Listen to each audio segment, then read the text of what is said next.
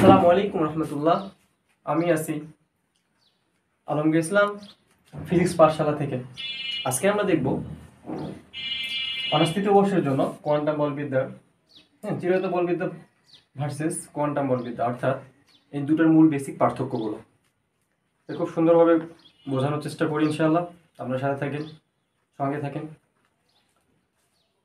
Classical mechanics versus quantum মেকানিক্সের মূল বিষয়বস্তু হচ্ছে আজ আমরা কি দেখছি, কি বুঝছি, সেটা সব কিছু নির্ভর করে কে দেখছে, কোথা থেকে দেখছে, তার পর্যবেক্ষণের ওপর। সুতরাং বড় কিছু দেখতে গেলে একটা নিয়ম, ক্ষুদ্র কিছু দেখতে গেলে অন্য আর একটা নিয়ম। সো দৃষ্টিভঙ্গিগতভাবে দেখতে গেলে আমরা দুইভাবে দেখতে পারি, আর কিন্তু মহাবিশ্বটা একটা। তো এখন আমরা একটু বিশ্লেষণে যাই। চিরায়ত বলবিদ্যা এবং কোয়ান্টাম বলবিদ্যার বেসিক পার্থক্যটা যদি দার্শনিক ভিত্তি ও দৃষ্টিভঙ্গি দেখতে পারি, তাহলে সেদিকে দেখবো আমরা যে মহাবিশ্বটা আসলে একটা। আমরা জানি মহাবিশ্বটা কয়টা? একটা। তো অন্যদিকে দৃষ্টিভঙ্গি হচ্ছে দুইটা। কিভাবে? আমরা যদি চিরায়ত বলবিদ্যার দিক থেকে দেখি যে বাস্তবতা, প্রথম কথা হচ্ছে বাস্তবতা যদি আমরা দেখি, তাহলে চিরায়ত বলবিদ্যায় বিজ্ঞানী নিউটন বলে দেন যে বস্তু আসলে নির্দিষ্ট, বস্তু নির্দিষ্ট এবং স্বাধীন।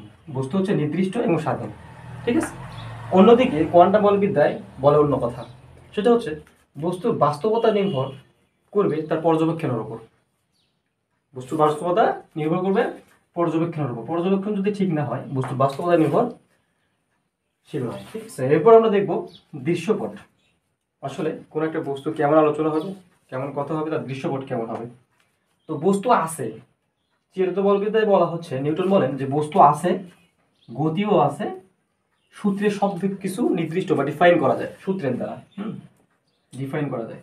অন্যদিকে কোয়ান্টাম বলবিদ্যায় বলা হচ্ছে যে সব কিছু সম্ভাব্য হতে পারে, প্রবাবিলিটি, ঠিক আছে, নির্দিষ্ট না। কোয়ান্টাম বলবিদ্যার মূল পার্থক্য হচ্ছে চিরায়ত বলা হচ্ছে নির্দিষ্ট, কিন্তু এখানে বলা হচ্ছে, কোয়ান্টামে বলা হচ্ছে সম্ভাব্য। সো আমরা যদি পর্যবেক্ষণ করি একের অধিক জন, তাহলে সেখানে অবশ্যই ফল পরিবর্তন হবে, একই ফল পাওয়া যাবে না। সো এই প্রত্যাশিত ফল আর এখানে নির্দিষ্ট ফলের বেসিক একটা পার্থক্য। এখন আমরা এর পুরোটাকে যদি আমরা একবারে বলতে চাই, তাহলে আমরা বলতে পারি যে নিউটন সাহেব বলতেন যে এই মহাবিশ্বে একটি যন্ত্রের মতো চলে, এই পুরো মহাবিশ্বটা একটা যন্ত্র, ঠিক আছে। কিন্তু কোয়ান্টাম বলবিদ্যা বলে অন্য কথা। আপনি যদি না দেখেন, তাহলে হয়তো বা যে বস্তুটা আমরা দেখছি সে বস্তুটাই না থাকতে পারে, এরকম আসলে সম্ভাব্য, ঠিক আছে। এবার আমরা আসা যায় যে নির্ধারিত বনাম অনির্ধারিত বিষয়ে বোঝার জন্য। তো দেখতে যাবো আমরা এখন চিরায়ত বলবিদ্যা বলা হচ্ছে যে যদি প্রাথমিক অবস্থা জানা থাকে আমাদের, মানে প্রাইমারি, ইনিশিয়াল অবস্থা জানা থাকে, তাহলে আমরা ভবিষ্যৎ জানতে পারবো, একেবারে নির্দিষ্টভাবে বলে দিতে পারবো যে ভবিষ্যতে কি হতে পারে। অপরদিকে কোয়ান্টাম বলবিদ্যায় বলা হচ্ছে যে একই অবস্থায় যদি আমরা হিসাবপাতি করি, তাহলে বহু ফলাফল পেতে পারি, এটাই সম্ভাব্যতা। অর্থাৎ এই যে চিরায়ত আর কোয়ান্টামের মধ্যে বাস্তব যে পার্থক্যটা, এটা আমরা এখানে দেখা যাবো আপনাদেরকে। এখন এটাকে পর্যবেক্ষণ করলে যদি আমরা বলতে পারি, অর্থাৎ চিরায়ত বলবিদ্যা যদি আপনি দেখেন একটা হাতে পাথর আছে, এই পাথরটা আমি যদি ছুঁড়ে মারি, সেটা কোথায় পড়বে সেটা একেবারে নির্ভুলভাবে বলা যাবে, পরিমাপ করা। অর্থাৎ যে ভবিষ্যৎ যে পাথরটা পড়বে, এটা আমরা নির্ভুলভাবে এর দিক বা মান নির্দিষ্ট করে বলতে পারব। কিন্তু ইলেকট্রন, অর্থাৎ ক্ষুদ্র বস্তু, ইলেকট্রন কোথায় থাকবে এটা কখনো নিশ্চিতভাবে বলা যাবে না। শুধু বলা যায় যে সম্ভাব্যতামূলক যে এই জায়গাটাতে ইলেকট্রনের ঘনত্ব কতটুকু, এটা কোয়ান্টাম বলবিদ্যার মাধ্যমে আমরা বলতে পারবো। তো এখন যদি আমি বলি, একটা প্রশ্ন আমাদের কাছে এসে যায় যে তাহলে কি প্রকৃতি নিজেই অনিশ্চিত? আসলে ন্যাচারালটা কি অনিশ্চিত পুরো প্রকৃতি? এটা আপনাদের কাছে প্রশ্ন, আপনারা আমাদেরকে কমেন্টে জানাবেন অবশ্যই। যে এখন আমরা দেখব গাণিতিক কাঠামো ও তার ভাষা। আসলে চিরায়ত বলবিদ্যায়, কোয়ান্টাম বলবিদ্যায় গাণিতিক কাঠামো ভাষা কেমন হবে। বোর্ডে লক্ষ্য করলে দেখা যাচ্ছে যে বিষয় হচ্ছে সমীকরণ আলোচনা করতে গেলে চিরায়তের ক্ষেত্রে আমরা একটা বিখ্যাত সমীকরণ বা সূত্র জানি, সেটা হচ্ছে F সমান ma, নিউটনের দ্বিতীয় ল, অর্থাৎ সেকেন্ড ল। এবার আমরা জানি হ্যামিল্টনিয়ান সমীকরণ, এটা একটু নতুন না লাগলেও তোমরা চিরায়ত অর্থাৎ সেকেন্ড ইয়ারে দেখছো যে হ্যামিল্টন নিয়ে অনেক বিষয় কথা আছে। এখানে আসলে গতিশক্তি এবং স্থৈতিক শক্তি অর্থাৎ বৃহৎ শক্তির যোগফলকে আসলে হ্যামিল্টন একটা ইকুয়েশন আকারে দেখা যায়। অথচ অন্যদিকে কোয়ান্টাম এ শ্রোডিঞ্জার ইকুয়েশন এবং পাওয়া যায়, সেখানে আবার ম্যাট্রিক্স মেকানিক্সের কার্যক্রম থাকে। অন্য যদি বিষয়টা আমরা দেখি, সমীকরণ চলে গেল, এরপর ভাষা যদি দেখি আমরা, চিরায়তের ভাষা হচ্ছে বাস্তব ভিত্তিক হবে, অর্থাৎ বাস্তব সংখ্যার সমীকরণ থাকবে চিরায়তে, অর্থাৎ চিরায়তে যত ইকুয়েশন করবো সব বাস্তব সংখ্যার সাথে সামঞ্জস্য। অন্যদিকে কোয়ান্টামে যদি আমরা দেখি, সেটা হচ্ছে এটা বাস্তব সংখ্যা, আর হচ্ছে কোয়ান্টামে যদি দেখি তাহলে হচ্ছে তরঙ্গ ফাংশন থাকবে, একটা অপারেটর থাকবে কিছু, যত উপযুক্ত সংঘটক থাকবে, আর এখানে থাকবে জটিল সংখ্যা, অর্থাৎ এর বিপরীত জটিল সংখ্যা থাকবে।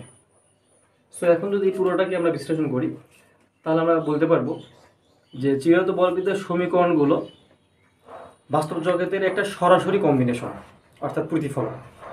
কিন্তু কোয়ান্টাম বলবিদ্যার যে গাণিতিক ভাষা, সেটাকে আমরা দেখতেছি এটা অনেকটা জটিল এবং কঠিনতর, স্বাভাবিকভাবে বোঝা আসলে, অর্থাৎ সাধারণ জ্ঞান দিয়ে বোঝা কষ্টকর। ঠিক আছে, জটিল সংখ্যাটি এমনিতেই স্বাভাবিক জ্ঞান দিয়ে বোঝা অনেক কষ্টকর। সুতরাং এটাই হচ্ছে চিরায়ত বলবিদ্যা তার কোয়ান্টাম বলবিদ্যার গাণিতিক ও ভাষাগত পার্থক্য। পর টপিকস হচ্ছে যে পর্যবেক্ষক ও বাস্তবতা কি। কোয়ান্টাম বলবিদ্যা আমরা দেখব পর্যবেক্ষক হচ্ছে নিজেই বাস্তবতার একটা অংশ, অর্থাৎ অবজারভার ইফেক্ট। কেন সেটা যদি আপনাকে আমি বলি, ধরেন একটা ইলেকট্রনকে আপনি যদি দেখতে পান তাহলে সেটা নির্দিষ্ট, যদি না দেখতে পান সেটা সম্ভাব্য তরঙ্গ। যেমন একজন পর্যবেক্ষক যদি বিশ্লেষণ করতে গিয়ে দুইটি সংঘটক নেয়, তাহলে একটা সংঘটককে যদি নির্দিষ্টভাবে বিশ্লেষণ করতে চায় তাহলে অপর একটা সংঘটক, অর্থাৎ এই সংঘটকটা যতটা বাস্তব এবং যতটা নির্দিষ্ট, যতটা ডিফাইন করা যাবে, অন্য একটি সংঘটক ঠিক ততটাই অনিশ্চিত হয়ে পড়বে। কোয়ান্টাম বলবিদ্যার অবজার্ভ ইফেক্ট এটাই আমরা দেখব যে কোয়ান্টাম ও চিরায়তের মধ্যে প্রয়োগ ও আধুনিক তার প্রযুক্তি। চিরায়তে বলা হচ্ছে যে, উদাহরণ যদি বলি আমরা, চিরায়তের যে প্রয়োগগুলো সেটাতে আমরা গাড়িতে, ব্রিজে বা মহাকাশ জোনে গবেষণায় ব্যবহার করতে পারি চিরায়তের ক্ষেত্রে। অন্যদিকে কোয়ান্টামের ক্ষেত্রে দেখা যায় ছোট জিনিস, যেমন চিপ, লেজার রে, এরপর আছে MRI, এরপর কম্পিউটার, কোয়ান্টাম কম্পিউটার, এগুলো সবগুলো হচ্ছে কোয়ান্টাম ও চিরায়ত বলবিদ্যার মধ্যে প্রয়োগ আধুনিক প্রযুক্তি। এখন যদি আমি বলি যেটা পর্যবেক্ষণে, যে আপনার যে কম্পিউটার আছে, যদি কম্পিউটারটাকে হাতে পেতে চান তাহলে আধুনিক কম্পিউটারটা আসলে চিরায়ত বলবিদ্যার একটা ফসল। আর আপনার হাতে যে ফোনটা আছে, যেমন ফোনটা আছে, ফোনটার যে মাইক্রো মিনি চিপ আছে, সেই ফোনটার যে মাইক্রো মিনি চিপ, সবগুলো আসলে কোয়ান্টাম বলবিদ্যার ফসল। সো আপনারা বুঝতেই পারছেন দুটাই আধুনিক বিজ্ঞানে তার প্রয়োগ এবং বাস্তবতা কত বিশাল। তো আজকের ক্লাসে আমরা সব মিলিয়ে যেটা বুঝতে পারলাম যে আসলে উপসংহার যদি টানি তাহলে আমরা বলতেই পারি যে একসাথে মিলেই আমাদের এই কসমিক, অর্থাৎ সম্পূর্ণ জ্ঞান পৃথিবীর, মহাবিশ্বের। সো আমরা একটা চিরায়ত বলবিদ্যা থেকে যেটা বুঝতে পারলাম যে বস্তু কিভাবে চলে, বাস্তবতার বস্তু। অন্যদিকে কোয়ান্টাম বলবিদ্যা থেকে বুঝতে পারলাম যে বাস্তবতার জটিল ও রহস্যময় উদ্ঘাটন। সো এই দুইটা বলবিদ্যা মিলেই আমাদের পুরো বিশ্ব। ঠিক আছে বন্ধুরা, আগামী ক্লাসে ইনশাআল্লাহ আমরা শিখব কোয়ান্টাম বলবিদ্যার জটিল ও বাস্তবভিত্তিক একটি পরীক্ষা। ঠিক আছে, আমরা ইনশাআল্লাহ ফিজিক্স পাঠশালায় আপনারা যদি থাকেন, আমরা ধীরে ধীরে ইনশাআল্লাহ honours third year, second year, first year, এভাবে বিশ্লেষণ ভিত্তিক গবেষণামূলক তথ্য দেবো আপনাদেরকে।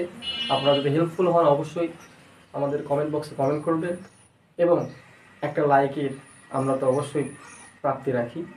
সো আপনারা চোখ রাখেন অবশ্যই ফিজিক্স পাঠশালার দিকে।